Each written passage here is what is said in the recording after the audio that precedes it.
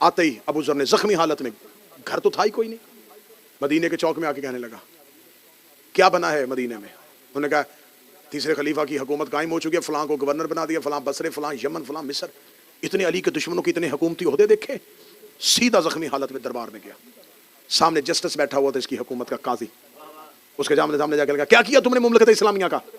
شرابیوں کو مسلمانوں کی حکومت کا حاکم بنا کے بھیج دیا ہے، جن کو نبی نے شہروں سے نکالا تو انہیں واپس بلایا ہے۔ قاضی نے کہا اس لہجے میں بات کر، میں اسلام کا قاضی ہوں۔ ابو ذر نے زخمی حالت میں اس کی آنکھوں میں آنکھیں ڈال کے شرم کر، میں محمد کا صحابی ہوں۔ اسلام کا قاضی ہونا بڑا ہوتا ہے یا محمد کا صحابی ہونا بڑا ہوتا ہے؟ کہاں ہے تمہارا خلیفہ؟ بلاؤ اسے، ابو ذر ملنے کے لیے آیا ہے۔ کمرے کے اندر سویا ہوا تھا، کسی نے کہا ابو ذر آ گیا ہے۔ دربار میں کہا ابو ذر اپنا لہجہ نرم کر، تجھے اسی سختی کی وجہ سے ہم نے شام بھیجا تھا، تو پھر واپس آگے وہی باتیں کر رہا ہے۔ ابو ذر نے کہا میں تیرے دربار میں اتنے درباریوں کے سامنے آ کے گواہی دینے کے لیے آیا ہوں۔ اس نے کہا کس چیز کی گواہی؟ اس نے کہا لکھو دربار کے لوگوں، میں محمد کا صحابی ہوں، میں نبی کا صحابی ہوں۔ اس میں سے کسی کو کوئی عذر کہ اسے مجھے محمد کی صحبت میں نہیں دیکھا؟